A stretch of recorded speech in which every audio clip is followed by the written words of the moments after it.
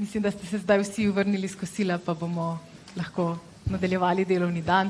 Še enkrat lep pozdrav vsem vam, ki ste danes z nami tukaj v dvorani, pa tudi vsem, ki nas spremljate prek prenosa v živo tega današnjega pogovora, v središču katerega bo zaupanje. Prva letna konferenca javnega zdravja, ki je združila strokovnjake tega področja, je namreč odlična priložnost, da sogovorniki, ki profesionalno domujejo na res različnih strokovnih poljih, spregovorimo o izzivih, priložnostih, tveganjih, ki jih zaupanje, predvsem pa njegovo pomanjkanje prinaša področju javnega zdravja. To namreč temelji na zaupanju. Od njega so odvisni uspešni pri nas presejalni programi za zgodnje odkrivanje raka, programi cepljenja, pa tudi upoštevanje vseh drugih javnozdravstvenih priporočil, ki so ključni in pomembni za zdravje celega prebivalstva. Zato sem zelo vesela, da so si danes vzeli čas in se nam pridružili naši sogovorniki, ki nam bodo nastavili ogledalo, pa tudi podelili ideje, kje in kako lahko zaupanje na področju javnega zdravstva še okrepimo. Ob sebi tako pozdravljam gospoda Aleksandra Zadela z Inštituta CAR. Z Univerze v Licu se nam je pridružila Jana Javornik, stalnega predstavništva Republike Slovenije v Ženevi Andrej Martin Vujkovac, Ksenija Benedetti je izredna predavateljica Univerze na Primorskem in pa vodja Akademije za poslovni protokol, vsi jo pa tudi dobro poznamo kot nekdanjo šefinjo državnega protokola. Pozdravljam pa tudi gospoda Dejana Verčiča z Ljubljanske fakultete za družbene vede. Moje ime je Sanja Gornjec, sem iz Slovenske tiskovne agencije in bom v naslednji uri vodila današnji pogovor, v katerem bomo poskušali odgovoriti na vprašanje, zakaj je zaupanje v kontekstu javnega zdravja tako zelo pomembno, ter kako ga vzpostaviti, ohranjati in pa tudi krepiti. Zaupanje je namreč ključno za to, da naša družba sploh deluje. Določena stopnja zaupanja mora obstajati, da lahko tudi institucije opravljajo svoje delo in poslanstvo. Višja kot je raven zaupanja v institucije, višja je raven sodelovanja. A raziskave javnomnenjske v Sloveniji, zadnja aprilska, je pokazala, da v Sloveniji zaupanje v institucije upada. Doktor Verčič, zakaj po vaši oceni tako? Zadnja spomladanska raziskava Ogledalo Slovenije je na primer pokazala, da prav v vse opazovane institucije v Sloveniji zaupanje upada. No, saj področje zdravstva je najbolj razkriva, zakaj, bom takole rekel. Če pogledamo zdravstvo kot celoto, se lahko vprašamo o zaupanju na 3 ravneh. Imamo zaupanje v medicino, se pravi kot del znanosti, se pravi neko splošno zaupanje, da to, kar zdravstvo opravlja, sploh ima nek smisel v odnosu na recimo homeopatijo. In tukaj imamo zelo resen problem v Sloveniji, ker zaupanje v medicino očitno upada in imamo trenutno celo predsednika vlade, ki vanjo ne verjame. Če se spomnite, imamo predsednika vlade, ki zdravi COVID z sončenjem in namakanjem morju in ki astmo zdravi z vegetarijansko prehrano. To je, rekel, zaupanje v medicino z najvišje ravni te države. Potem imamo zaupanje v znanost in medicino kot del tega. Zelo zanimiva zgodba, ki bi jo samostojno lahko peljali. Druga raven je zaupanje v zdravstveni sistem. Imamo neke institucije, ministrstva, bolnišnice, NIJZ in tako naprej in tako naprej. Tu imamo naslednji problem. Mi nimamo že 3 mesece ministra, niti ministrice. In mogoče bomo imeli danes, jutri, mogoče ne bomo imeli, ampak očitno delovanje tega sistema kot takšno na neki čisto operativni ravni je zelo vprašljivo, vsaj spet na vrhu. In na 3. ravni imamo zaupanje v zdravnike. Moram reči, da v Sloveniji zdravstvo deluje samo še zato, ker ljudje zaupajo zdravnikom.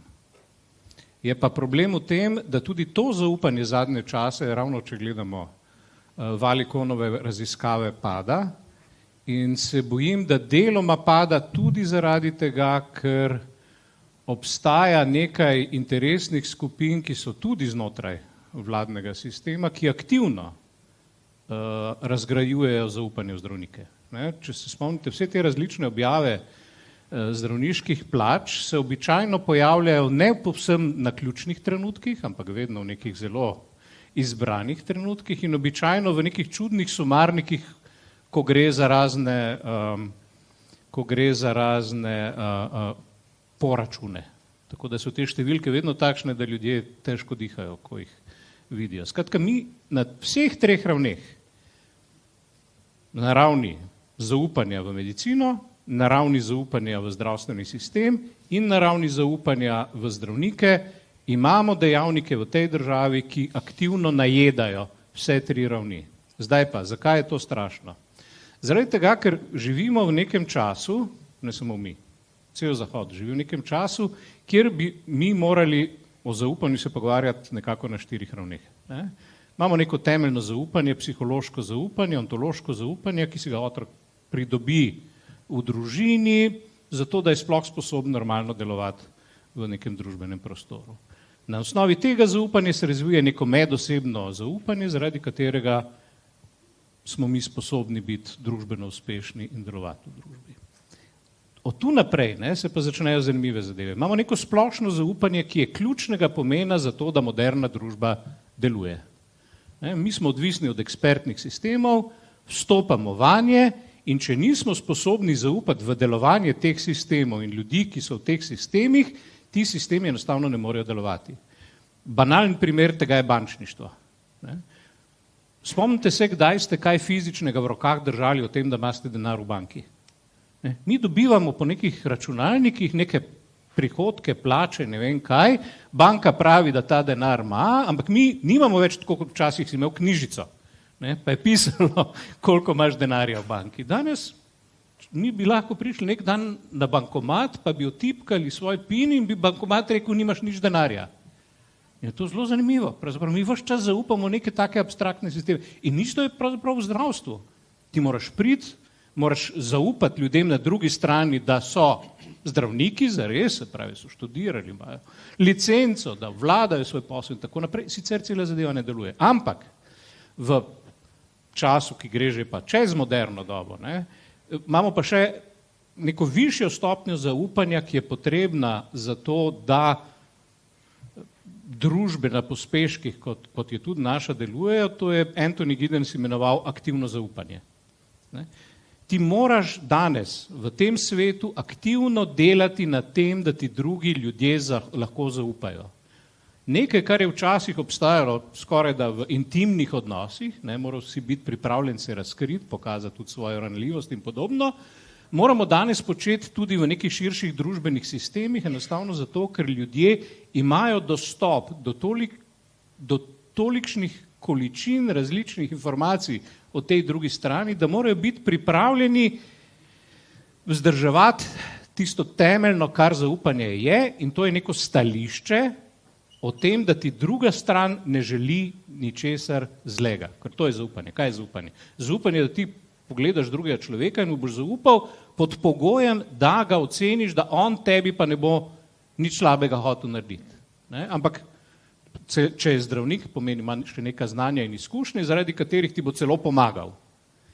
In če mi danes nismo sposobni aktivno vzdrževati tega sistema, kot sem pa na začetku povedal, pa vsaj na 3 ravneh aktivno delamo v nasprotno smer, potem ta sistem enostavno je počasi v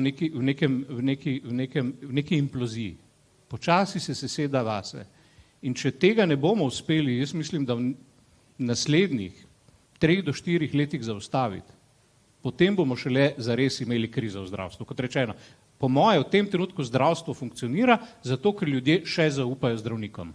Ko ta zadnji steber pade, me pa res zanima, kaj bo. Jana Javornik, kakšno je pa tu pri krepitvi zaupanja vloga same znanosti, znanstvenikov? Kako si lahko avtoriteto gradi stroka in kakšna je po vašem mnenju tu vloga institucij, v katerih so zaposleni, znotraj katerih delujejo? Če se lahko navežem na predgovornika, je ravno je ista logika, in sicer v znanosti, znanost mora aktivno graditi na zaupanju.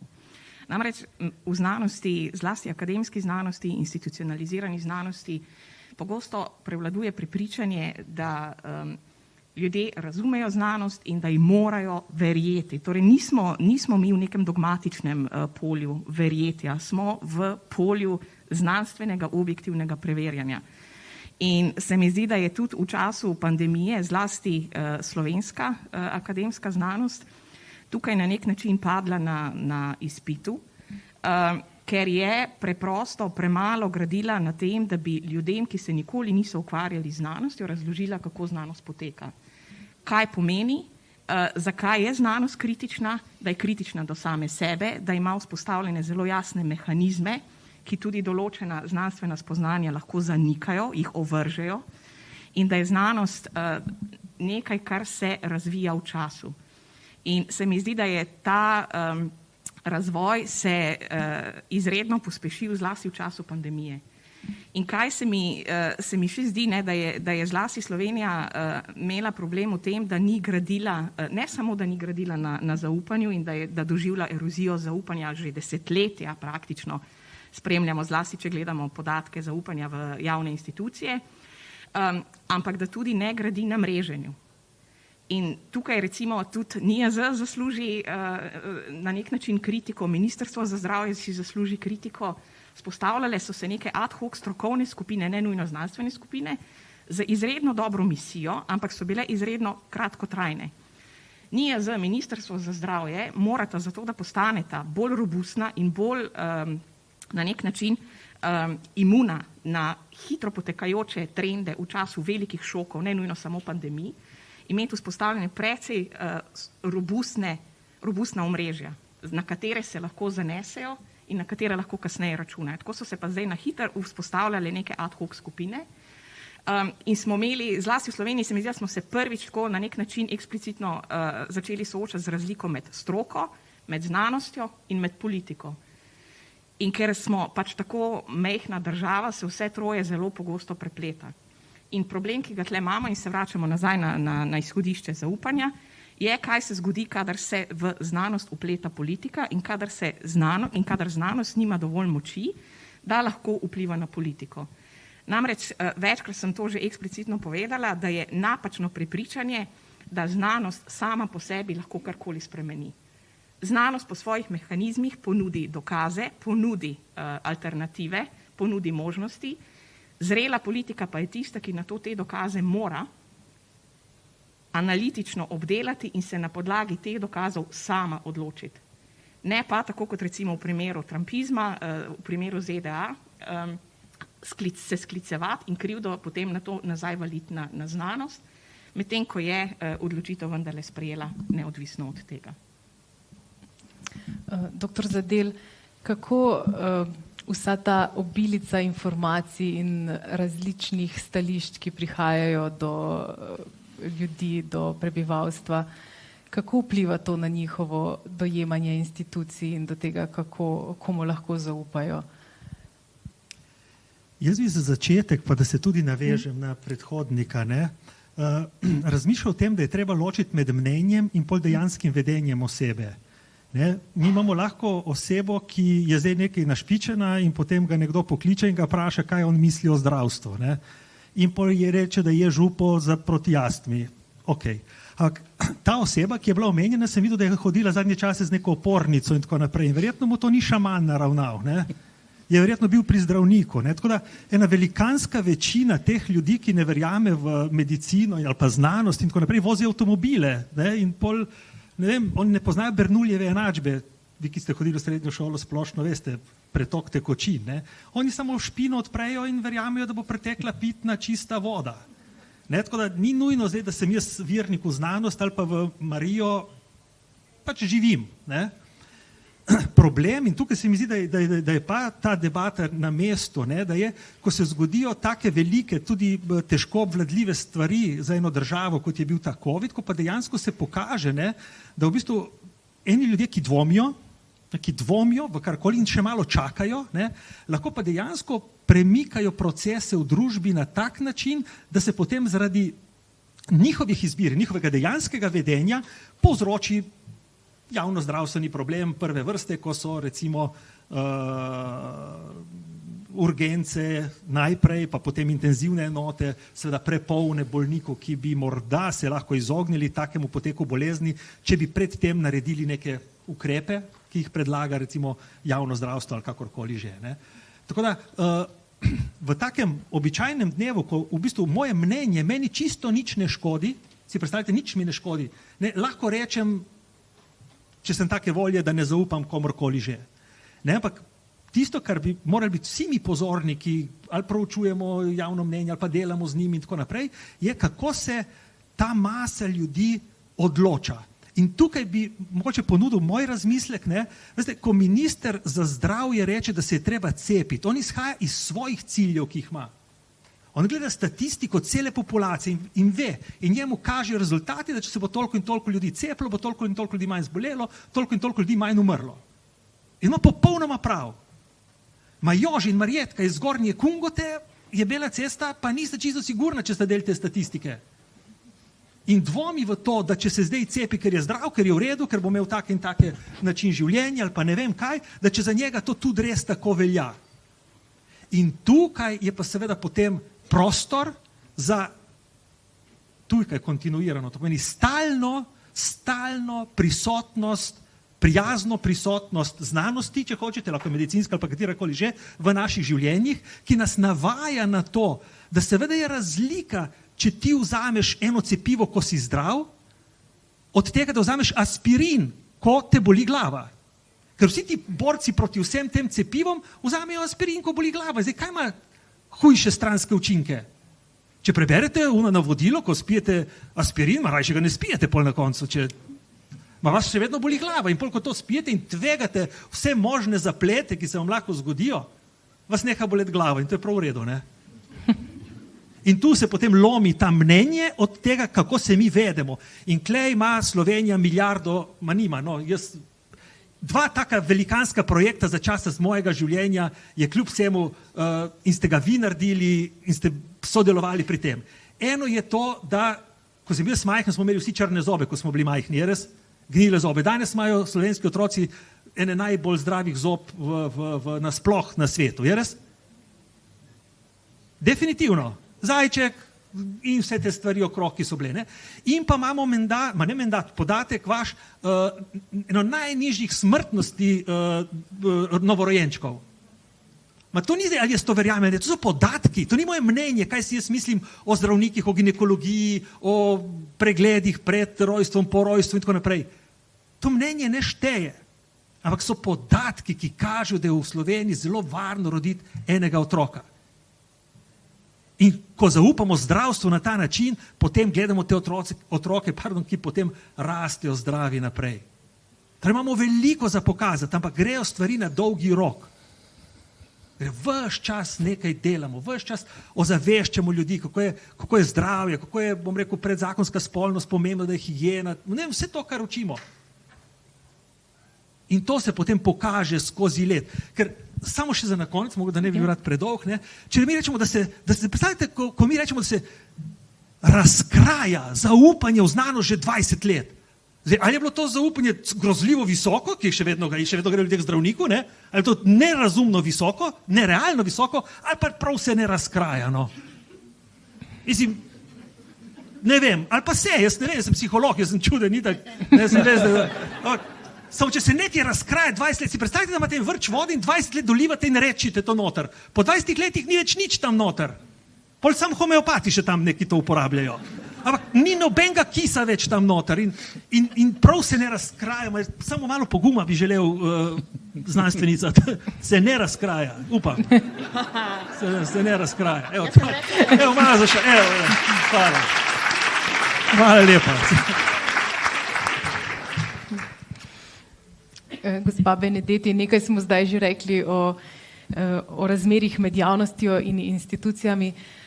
Vas bi pa vprašala, kako pomembna pa je po vaši izkušnji ta odnos, ki ga doživijo uporabniki zdravstvenega sistema z ljudmi, ki v njem delajo? Ja, najprej dober dan vsem. Jaz bom šla v ta vaš tretji nivo, ne? To je torej zaupanje do zdravnikov. pa ne nazadnje tudi do drugega zdravstvenega osebja. In bi rada z vami delila eno mojo izkušnjo, ki ni za se smejati, ampak je zelo boleča, iz katere bom potem naredila nek zaključek, ki bo seveda povezan s tem zaupanjem. 5 let nazaj, leta 2018, sem imela zelo težko jesen. Najprej je 20. septembra za rakom umrl moj oče in potem čez 10 dni je še mojega moža možganska kap. Tako da sem zelo veliko časa preživela v bolnišnicah in imela veliko opravka z zdravniki in zdravstvenim osebjem. Ker namreč to zaupanje začne že od te osnove teh odnosov. Torej, ja, zdravniki so lahko super in bom na tem primeru povedala, ker je ena super zdravnica naredila nekaj, kar ni bilo ravno super. Ampak, če ni tega primernega odnosa do recimo pacienta, do svojcev pacienta, potem to zaupanje tudi gre. Torej, dve stvari sta se zgodili z očetom. Ena je ta, da je prišel na konzilij, kakšno 8 mesecev pred smrtjo. Njegova zdravnica ni mogla biti tam, njegova zdravnica je bila super, doktor Vrankarjeva, bom kar povedala, ampak ni mogla na ta konzilij. In pač jaz sem šla z njim in naj jo povabijo v prostor. V tem prostoru so ga posedli na en stol, vanj je svetla luč, skoraj tako kot na kakšnem zaslišanju, in okrog njega je bilo 10 belih halj.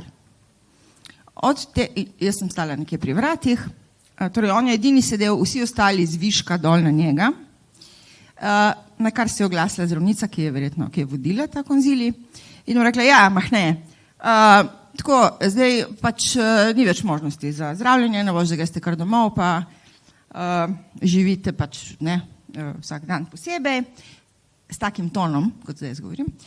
Pa je pa moj oče rekel, lahko vprašam, dobro, koliko še imam, ne? In pol mu ta zdravnica odgovori, no, ja, tako bom rekla, ne, če bi gospa Benedetti zdaj zanosila, vi ne bi dočakali njenega otroka.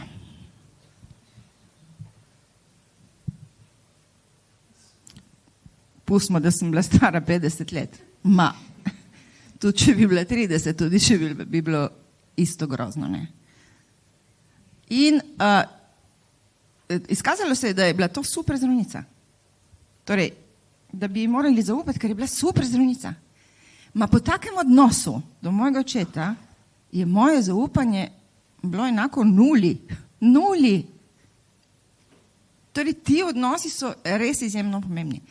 Moram povedati, da sem potem to enkrat javno povedala, tudi napisala in me je direktorica Onkološkega inštituta, strokovna, ne vem, če je tukaj, poklicala, sva se pogovorili in mislim, da so pol vsaj zamenjali, da so se šli vsi usest, ne da so pacienta tako le dali kot kaznjenca, ker namreč najbolj hecno pa je bilo, da sem videla sosednjo sobo, lepo eno mizo, stole, vse super.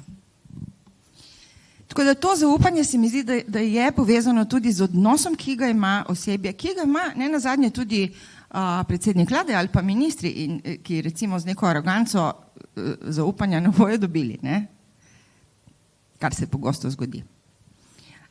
To je bila ena izkušnja, druga pa za zdravstvenim osebjem. Ko je bil moj oče v bolnišnici, je zraven njega ležal pacient, ki je bil zelo hudo že bolan, in po noči mu je bilo slabo in je pač zvonil, nobenega nikjer. Zvonil, nobenega nikjer.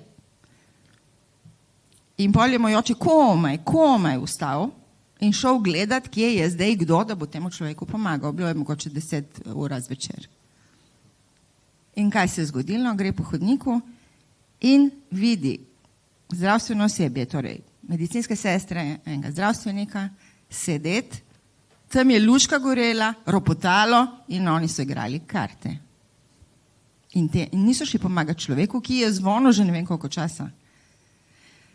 Mislim, kako ćeš pol zaupati, ne? Da ti bojo pomagali, če to vidiš, če tak prizor vidiš. Od takrat naprej, ko mi je oče to povedal, vam povem, bila prav v skrbeh. Ne govorim, da so vsi taki, jasno, da ne, ampak govorim o tem, da je zaupanje povezano tudi s tem odnosom do sočloveka. In in da je treba to vzeti v obzir. Ne samo seveda znanost, ne samo stroko, tablete, take in onake, ampak tudi odnos do sočloveka. Brez tega zaupanja sigurno ne bo. Sem doživela tudi veliko pozitivnih stvari, da ne bom zdaj samo minuse, tako da na nevrološki, tam, kjer je moj mož bil mesec dni, so bili pa res izvrstni. Ne. Tam pa sem recimo zaupala, ne. Prav vsem, ne. In zdravnikom, in osebju, in vsem je bilo čisto druga zgodba. Tako da iz tega sem se res torej nekaj naučila, ne. Tako da ti odnosi med nami, pa to ne samo v zdravstvu, jaz mislim, da posod so nek temelj, na katerem se potem lahko gradi. Hvala, ker ste to delili z nami.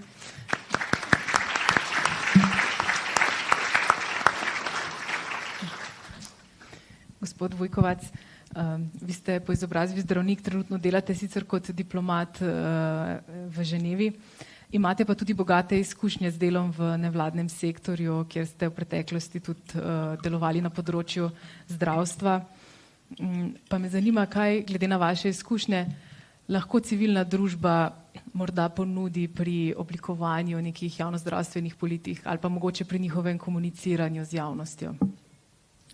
Ja, najlepša hvala za besedo in pa še bolj za vabilo. Mislim, da je res pomembno, da se na tak pomemben dogodek, kot je danes, tudi v bistvu vključi civilno družbo, ker ima ključno vlogo. Mislim, da pri vseh zadevah, ki so tudi kolegi na okrogli mizi zdaj predstavili, ne, se pravi, kako znanost, kako zaupanje v bistvu nekako prevesti v jezik človeka, ki pa je v družbi. Ne. Ampak preden grem v to, bi jaz mogoče vseeno tudi delil eno lastno izkušnjo, ki pa bolj, mislim, da cilja na ta drugi nivo zaupanja, ki gre v inštitucije.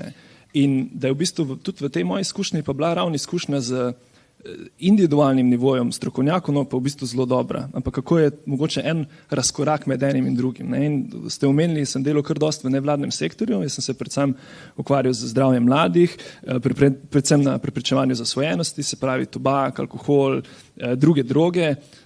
Med kolegi smo temu rekli, ne, if you want to make people happy, sell ice cream. We're not in the business of selling ice cream. Ne?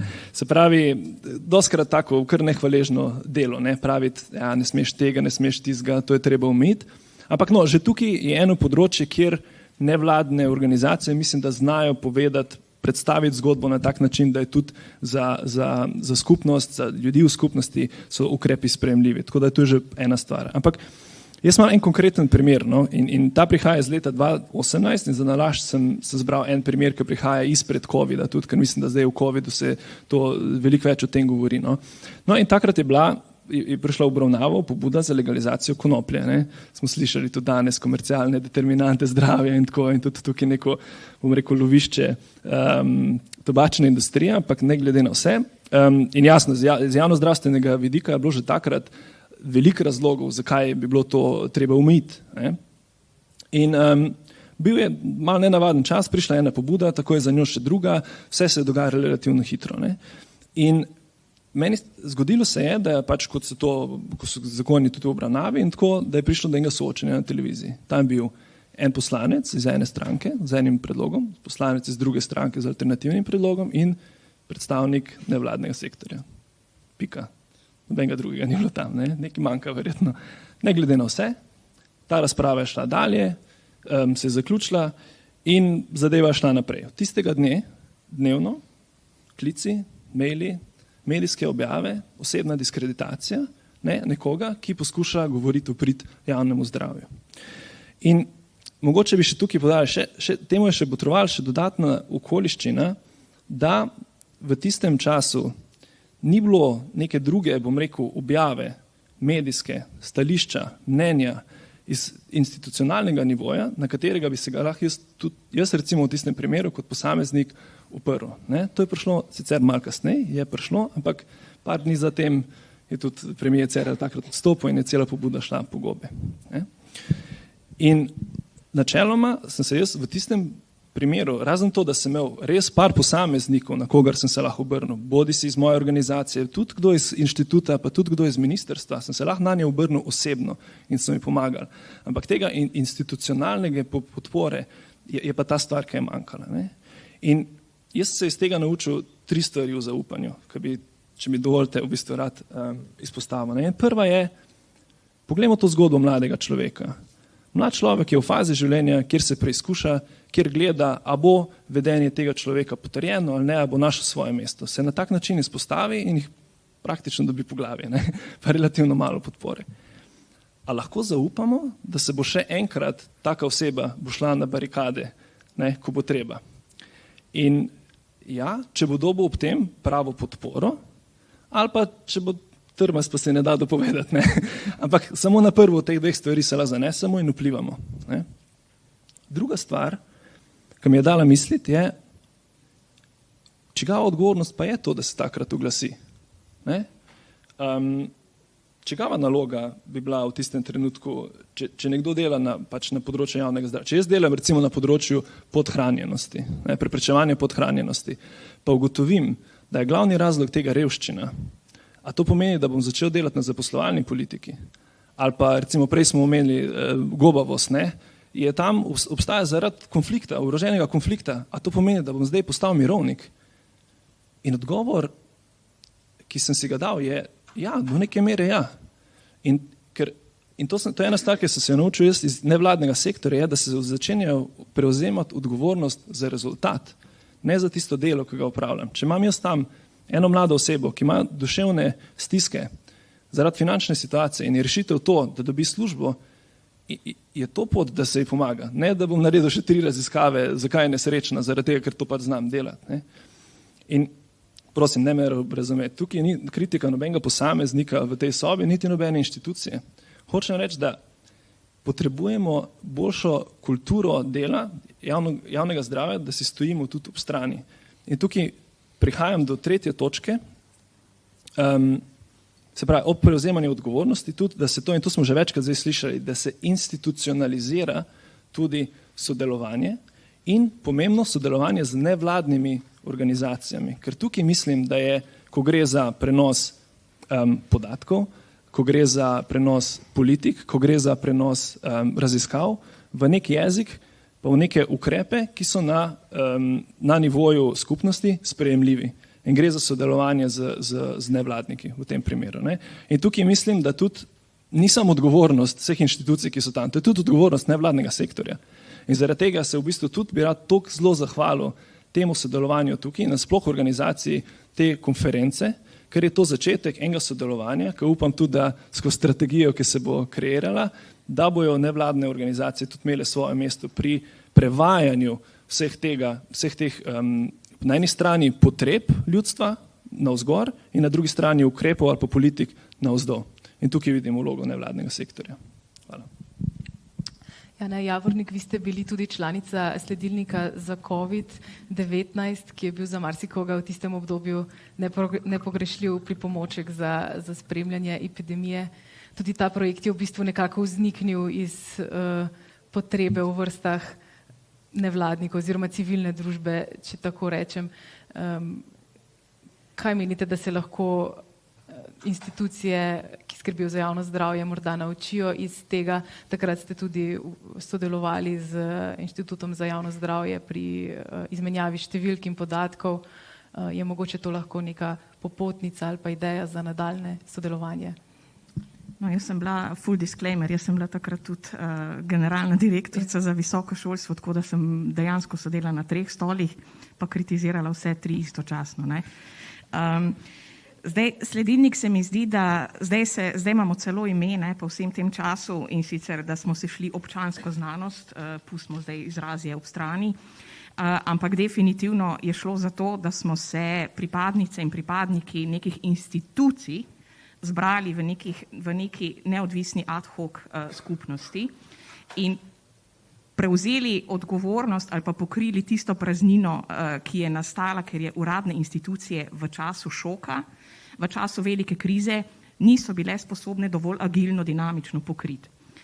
In Mislim, da smo pokazali, da nam manjka ta data powerhouse, ne, kjer NIJZ zdaj zelo aktivno prevzema ta del. Mislim, da smo se učili skupaj, tudi z nekaterimi kolegi in kolegicami tukaj. Velikrat smo imeli tako modrice, ne, ker smo se učili, kako pridobivati te podatke, kaj početi s temi podatki, kako jih objavljati, kako biti odgovoren do teh podatkov. Ampak zagotovo ne, se mi zdi, da se je ravno to polje sodelovanja vseh različnih organizacij, politike, stroke in znanosti v tej skupnosti sledilnika pač na nek način institucionaliziralo. Zdaj, mislim pa, da imamo en problem, ne samo v Sloveniji, pač prihajam iz Združenega kraljestva, kjer verjetno lahko spremljate iz prve vrste, kako je znanost lahko politična tarča, ampak Združeno kraljestvo je bilo dolgo časa neke vrste zlati standard, kako ravnati v primeru velikih šokov, velike pandemije. Namreč vzpostavil se je takoj strokovni svet, v katerem so sedeli znanstvenice, znanstveniki, ki so pripravljali neodvisne nasvete za politiko. Potem se pač politika odločila, kakor se je. Ne? Tega v Sloveniji na nek način nismo imeli. NIJZ je, ne glede na to, da ima avtonomni status, ne, na nek način vedno odvisen od dnevne politike, tako ali drugače. Tako da manjka morda še neka taka struktura vmes, ne, med tem. In UK ne, je v tistem času naredil še nekaj drugega in sicer dobesedno je metal denar v znanost. 500 milijonov funtov je bilo lansiranih v enem letu za hitro znanstveno produkcijo hitrih znanstvenih odzivov. V Sloveniji je ekvivalent, torej ARRS, Agencija za raziskave in razvoj, zgolj tako sramežljivo povpraševala določene programske skupine ali delajo kaj, kar je podobno COVID-u oziroma urejanju vprašanja COVID-a. In se mi zdi, da ta sistematična podhranjenost in podcenjenost prvič mreženja, drugič nekih stabilnih znanstvenih produkcij, dejansko dela Slovenijo bistveno bolj ranljivo, kot naprimer neko veliko megasilo Združeno kraljestvo.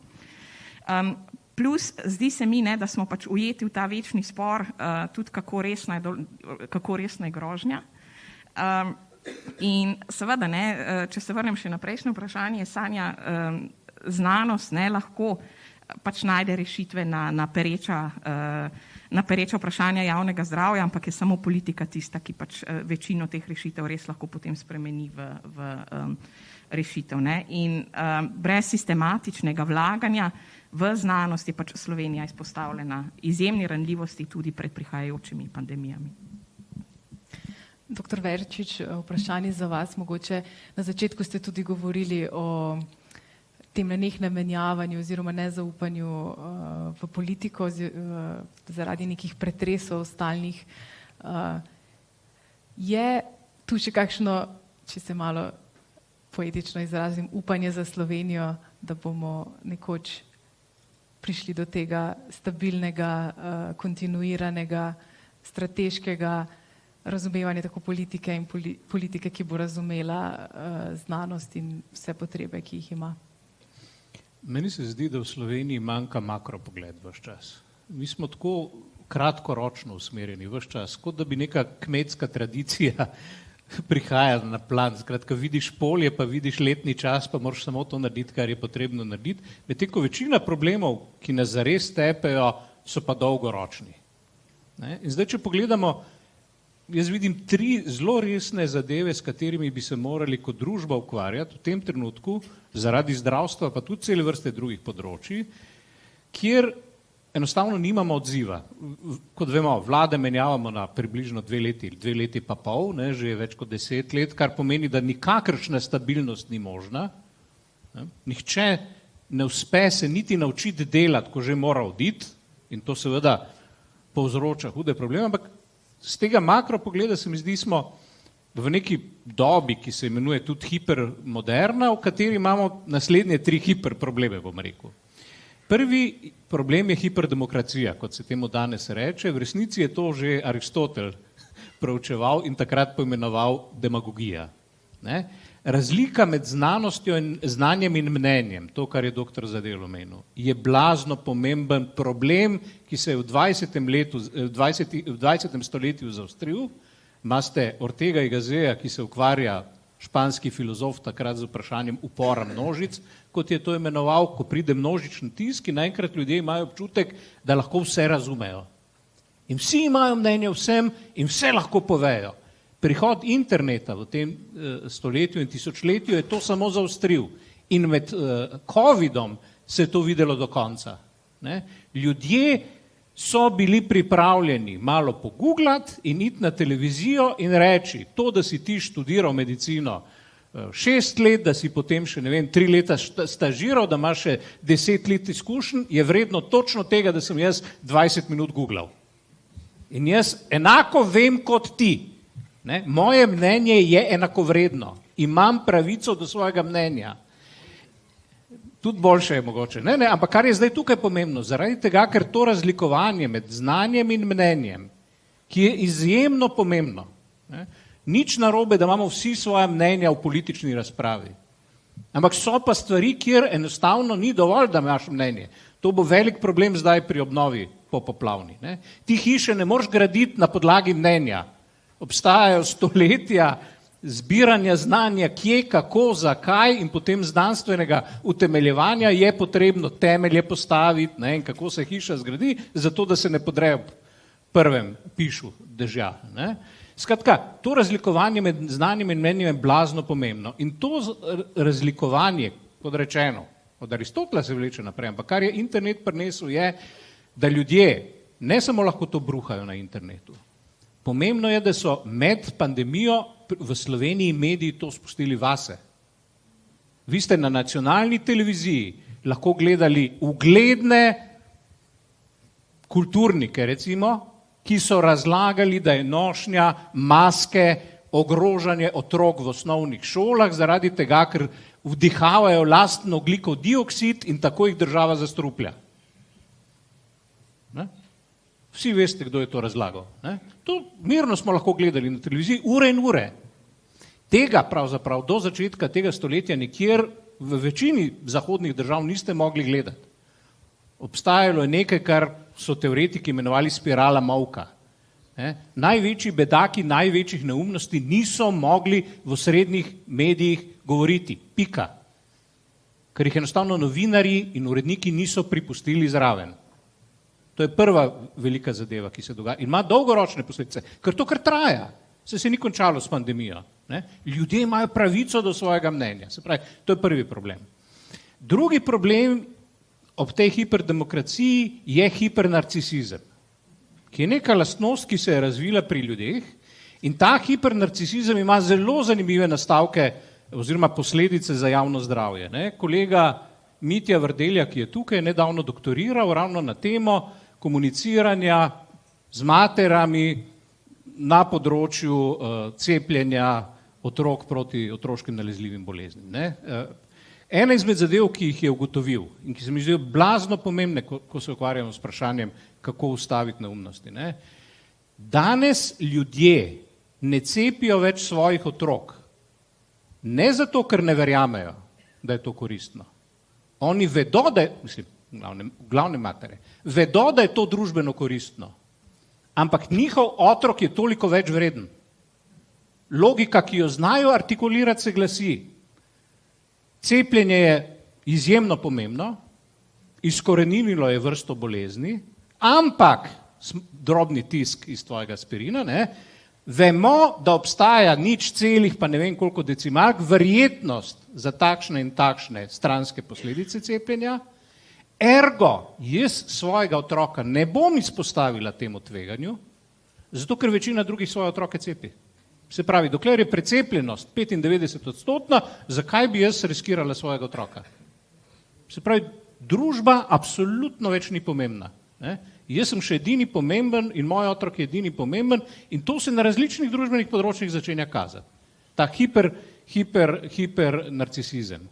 Potem imamo pa hiperpotrošništvo, ki je vdrlo v vse pore življenja, vključno z znanostjo. Ne? Danes vi več ne morete nikomu razložiti nikakršnega smisla, kakršnekoli vrste v zdravstvu. Ne? Hiperpotrošništvo v zdravstvu pomeni, hočem vse, hočem zdaj. Ne? Dvignem telefon, hočem priti. Potrebno, ni potrebno, vse eno. Ne? Jaz to hočem zdaj. Ne? Tudi če ni dobene potrebe za to. In doben zdravstveni sistem z tega sveta ne bo tega vzdržal. In tega ne more vzdržati. In v bistvu na ta način se vzbuja neko obče nezadovoljstvo, ne? Ker nihče ne more v resnici priti takoj. Pridemo lahko samo tisti, ki imamo dovolj zvez pa denarja. Bodimo pošteni. Brez tega ne moreš priti takoj. Razen, če ne greš na urgenco. Ne? In te zadeve pravzaprav spet rušijo cel sistem počasi navzdol. In tukaj je edini način, da mi iz tega izstopimo, da kot družba, tu je pa zdaj problem tega, da nimamo resnih vlad, ki bi bile sposobne narediti, in tu bo res na koncu morala civilna družba z nevladnimi organizacijami to narediti, stopiti nekaj korakov nazaj, ne, in reči, mi, bodimo pošteni, kot Slovenija, v tem trenutku ne vemo, kaj sami sabo početi, to vemo že nekaj časa, ne? Mi smo šli ven iz Juge zaradi tega, ker smo hoteli demokracijo, hoteli smo v Evropsko unijo, ker nam je to izgledalo bogato, hoteli smo v NATO, ker smo mislili, da nam to prinese varnost, ok, dobili smo vse troje, imamo demokracijo, imamo možnost za bogatstvo in imamo varnost, ne? Ampak zdaj pa ne vemo, kaj bi sami sabo, kaj s to družbo početi, kam bi radi šli. Ne? Družba in država obstojata ne zaradi preteklosti, pa krvi, pa ne vem česa. Obstajata kot neka projekta za naprej. Ne? Mi ne moramo sodelovati in biti skupaj, če nimamo nobene ideje, kam bi radi šli. Niti minimalnega konsenza ne. In v taki situaciji se ne more priti do preboja. In mi bomo resno morali v nekem trenutku se usesti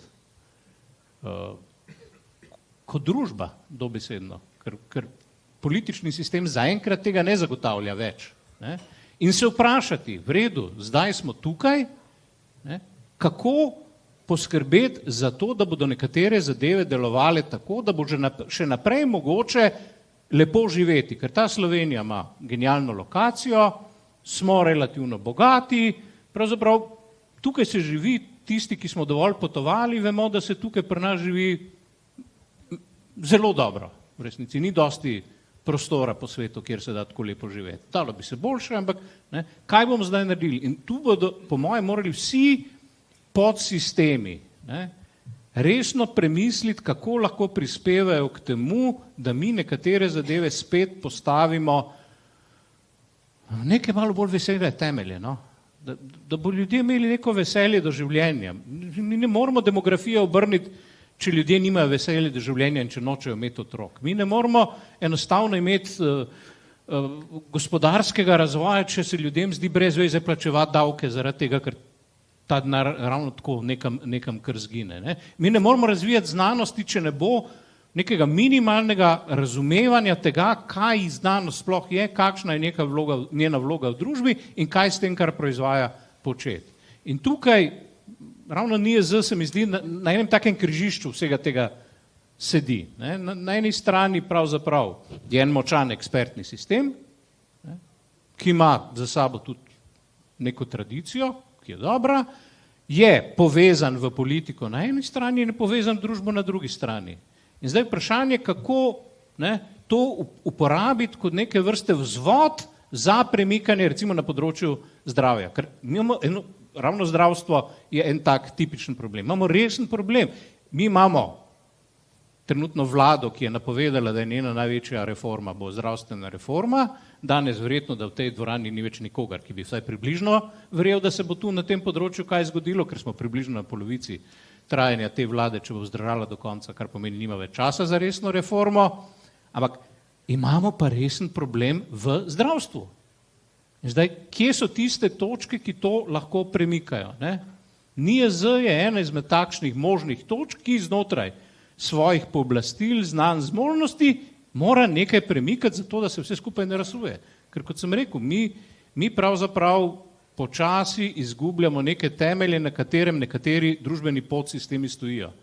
In pri zdravstvu, kot rečeno, jaz mislim, da smo mi takole pri dnu, ne? Imamo samo še zdravnike, ki nas in so zdravstveno osebje, no, se strinjam, zdravnike in so ostalo zdravstveno osebje, ki skrbijo še za to, da ta stvar deluje. Ne? Absolutno se strinjam, da bi bilo potrebno več delati z njimi, že tudi v času izobraževanja, da bi razumeli pomen sporazumevanja in obnašanja v današnjem času, ker oni so tisti, ki bi ta aktivno zaupanje morali v sistem vnašati, ampak če še to spustimo, bo prišlo do razsula. Ne? In to razsulo ni nujno daleč. Po drugi strani, recimo prva konferenca o nacionalna konferenca o javnem zdravju je pa recimo lahko nek tak pozitivni impetus, ki bo zadeve premaknil naprej, da se pa vendarle razume, da je tu potrebno začeti nekaj spet od začetka delati, v tem smislu prva konferenca. Recimo, da vzamemo, da prva konferenca pomeni to, zdaj smo pa resno ugotovili, da je čas, ko ne moramo več čakati na druge, ampak da moramo ključni deležniki v zdravstvu sami nekaj narediti. Doktor Zadel, koliko so pa stališča v povezavi z zdravjem ukoreninjena in koliko jih je mogoče spreminjati? Doktor Verčič je recimo omenil mlade matere in njihov odnos do cepljenja. Na kak način se jih lahko nagovori? To najbrž ni tek na kratke proge. Kot smo že rekli, sam koncept izgradnje ene družbene klime ali pa najprej kulture, da bi potem se odražala ta kultura v klimi. Jaz kulturo razumem kot skupek enih pravil, po katerih se obnašamo, ne? Da razumemo drug drugega, na katerem temelji tudi nenazadnje zaupanje, o katerem smo danes kar precej govorili. Zdaj, da bi mi vzpostavili klimo, v katerem bi se ljudje dobro počutili, brez zamere, jaz mislim, da že je tukaj. Ne? V Sloveniji smo ugotovili, ob vsem težavah, ki jih imamo, je lepo živeti. Ne? Mi imamo samo en tak refleks, ne, da ko imamo eno težavo ali pa en izziv, pa o njem govorimo in potem zgleda, da je to tisto, kar prevladuje. Ne? Načeloma smo mi bolj zdravi ali bolj bolni danes. Verjetno smo zelo zdravi, ne? Na koncu konca, če smo tukaj. Ne? Torej, ozaveščanje mam, ki imajo majhne otroke, je po mojem eno najlepših del, ki jo lahko ima kdorkoli, ki se ukvarja z zdravjem in tako naprej. Tako motiviranih odraslih ljudi, kot so starši majhnih otrok za svoje in za njihovo zdravje, jaz v svojih 30 plus letih, ko delam z ljudmi, jaz drugih bolj motiviranih ljudi jaz nisem videl. Še so ljudje, ki zelo zbolijo, so manj motivirani za svoje zdravje kot nekdo, ki ima otroka, ki je dojenček. Ne? To pomeni, populacija, ki se jo nagovarja, je voljna, želijo slišati, kaj lahko naredijo za to, da bo njihov otrok zrasel v zdravo, zrelo, ne vem kakšno osebnost. In seveda, tisto, kar je pa seveda tukaj zdaj zanimivo, ne, je pa način, kako komunicirati za to populacijo. Če mi izhajamo iz piedestala svojega znanja, svoje znanosti, svojih zelo učenih prispodob in dokazov in tako naprej, ne bomo prišli daleč. Ne, ker že čisto na začetku je bilo rečeno, ne, v samo jedro znanosti je vključen dvom. Torej, brez dvoma znanosti ni. Je res? Torej, in zdaj mi govorimo z mamo, ne, mi bomo to in to delali z vašim otrokom, razen če ni on nič celih 17%. In tam je nekdo, ki govori bučke, ampak debele bučke, ampak oni so verjeli, ne, če boste vi otroka mazali z mastjo od ribe, ki je plavala rikverc pri polni luni in smo jo mi ekstrahirali, ko smo mešali v levo, ne v desno, ker če mešaš v desno, je stari moj, to vse narobe, ne. Boste potem to ritko namazali in bo ta pokala od zdravja. Ma ste vi sigurni, gospoda, to res pomaga? Ma ja, si smo mazali od Jožeta dojenčkovo rit, pa tudi to pomaga, neverjetno. Ne, znanost pa rekla, ja, to mazilo pomaga v toliko in tolikih primerih, da včasih ne, če pa bo hiperreakcija, se bo pa zgodilo to. In tukaj te tekme danes je praktično nemogoče zmagati. Na kratki rok, seveda. Ne? Ker eno izjemno močno orodje, Bog ne da, da bi že dal noter, orodje, ki ga imamo in bi hkrati, gospe Benedetti, moji dragi prijateljci Kseniji, tudi odgovoril na njeno izkušnjo, ki jo je imela v življenju. Poglejte, vse to, kar mi počnemo, tudi vi zdravniki ali pa medicinske sestre, pa direktori ali kdorkoli ste, to je storitvena dejavnost, je res? Kako se človek v storitveni dejavnosti obnaša? Tako, kot se počuti ali tako, kot se od njega pričakuje? kot se od njega pričakuje. In zdaj seveda, če sem jaz popoln človek, ali oče, ali hči, sem se seveda do zdaj, do tega trenutka v vseh situacijah obnašal vljudno, spoštljivo, korektno in se nisem, ne? Ker sem Aleksander. In seveda, ko jaz dobim pa zdaj enega strokovnjaka, ampak velja isto, ne? Ali je to mladenka, ki mi je prišla postreč kavo, ali je pa prva onkologinja Slovenije. Jaz od njih obeh pričakujem prijaznost, je res? In ali je ona, kako je ona danes spala, kako je ona jedla, kakšne težave ima v službi, kakšne financiranje njenih projektov mal nima, ali če sem jaz danes že 100. pacient, mene ne zanima kot sin ali pa hčera, je res? Ampak jaz vedno učim ljudi, ne, da v storitveni dejavnosti včasih naletiš tudi na nekoga, ki ni njegov dan, ni dobre volje in tako naprej. Seveda, če bi bili zdaj vi zdravniki na onkološkem, jaz bi vas s palco lovil naokrog, da je treba se obnašati tako, kot je predvideno, ne tako, kot se počutiš, če me razumete. Ma ko govorim na drugi strani, pa učim ljudi, da ne sanjate o temu, da boste našli vsak dan zdravnika, ki vas bo tako za roko držal, vas gledal v oči in boste res čutili, da vas on res je kle z vami in je sam za vas tukaj. To mogoče bolj danes, ki se borijo, da bi bili terapeuti, oni to znajo držati za roke, pa pol zaračunajo 60 €, ne? Tako da, to je tehnika, to je način, kako preživiš, ne? Tako da v storitveni dejavnosti bomo vedno na koncu neki razočarani, ne? A treba je razumeti, da kljub temu, ne, če bom imel jaz eno bulo, ki mi bo zrasla sredi čela, ja bom šel na onkološki, kam bom šel ljudje? Ne bom si mazal z uno kremo, ki smo rekli, ne, ki je plavala riba rikverc, ko smo jo lovili. Torej, zaupanje je plašna ptica, ne? Ampak ki domuje v srcih vsakega od nas. Torej, tisto, kar lahko naredimo za te mame ali pa za usposabljanje družbe, da bo dejansko od znanosti vzela vse to dobrobit in da bomo mi pili prelesti in znanje teh čudovitih znanstvenikov, je samo to, da se jim približamo z načinom, kako govorimo, kako jim sporočamo, da se umaknemo od Excelovih tabelc in začnemo skrbeti, kako se ti ljudje, preden jim začnemo karkoli govoriti, z nami počutijo v odnosu. A so enakovreden sogovornik? Ne, to narcisist, to se strinjam, bi podpisal zdaj takoj kolega Dejan, ne? Ampak da se čutimo, da smo povezani, da smo na isti barki.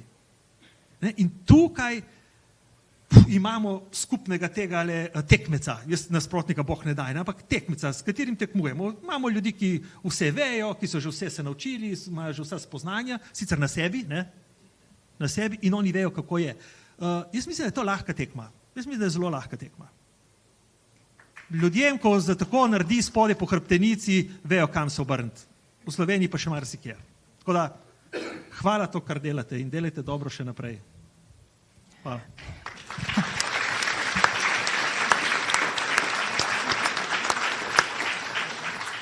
Se mi zdi super popotnica, da žal počasi zaključimo to današnje omizje, ker nas ura in urnik preganjata. Bi vas pa vseeno prosila še vse za eno res kratko sklepno misel, kaj si res želite, da bi naši poslušalci danes odnesli od te današnje teme, pa mogoče pri gospe Kseniji Benedetti začnemo.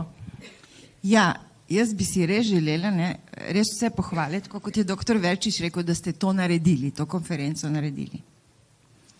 Ampak, zdaj pa je treba od teh besed, vseh fajn besed in spoznanj iti k dejanjem, ker tega danes manjka. Vsi veliko govorimo, vsi smo pametni, imamo in mnenja in znamo in potem se nič ne naredi. In potem smo v tej mlaki, kjer pač smo. Zato prosim vse vas, ki ste danes tukaj, pa tisti, ki gledate, da se lotite dela. Da date besede malo v predal in se lotite resnega dela z rezultati in z odgovornostjo. Prosim. Tako da, hvala lepa za povabilo. Lepo se imejte še naprej. Gospod Vojkov.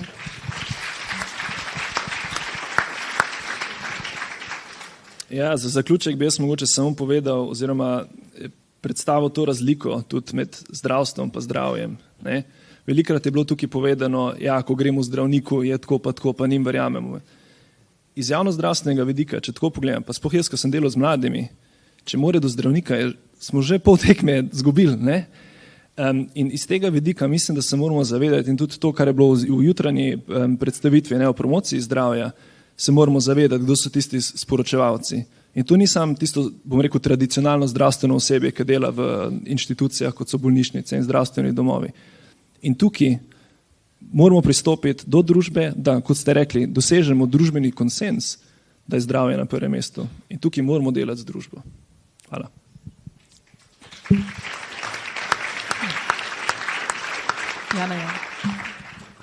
No, če sem danes povabljena tle kot predstavnica znanosti, potem apeliram pač tudi na kolege in kolegice, da je popularizacija znanosti ključna, da je sledilnik, mislim, da dobro utrl pot. Vam tukaj zbranim in tistim, ki imate morda kaj politične moči, pa samo še na srce, da kot znanstvenica z dolgim covidom pričakujem, da bo Slovenija slišala tudi paciente in pacientke z dolgim covidom in kroničnim sindromom utrujenosti. Hvala lepa.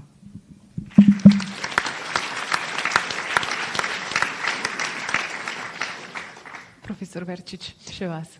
Jaz bi nadaljeval misel gospe Benedetijeve, namreč ob delu je zelo pomembna vztrajnost. Jaz mislim, da je potrebno doseči, da so nekateri sistemi robustni. In ravno tukaj je zelo pomembno, videvali smo udore politike v NIJZ v preteklih letih. Zdi se mi zelo pomembno, da se ta sistem in to gibanje, recimo, da se s to nacionalno konferenco začne, zgradi nek robustni sistem, ki je sposoben preživeti vlade. Vlade bodo prihajale in odhajale, mogoče jih bomo še naprej imeli vsaki 2 leti novo vlado in meni se zdi zelo pomembno, da ekspertni sistemi delujejo neodvisno od vlad, preko vlad, mimo vlad, ob vladah in da te lahko za svojimi prihodi in odhodi povzročijo minimalne škode. Vedno neke posledice bodo, ampak naj bodo čim manjše.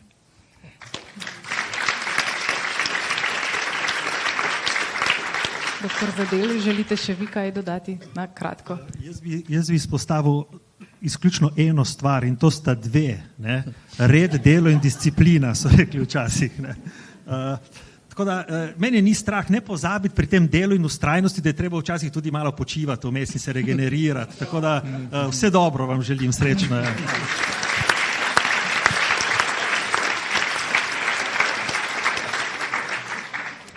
Tako, našim gostom se še enkrat zahvaljujem za njihov čas in razmisleke, ki bodo gotovo izhodišče za nadaljne delo.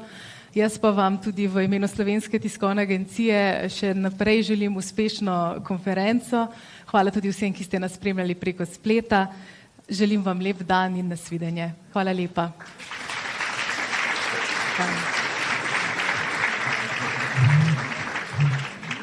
No, pa smo.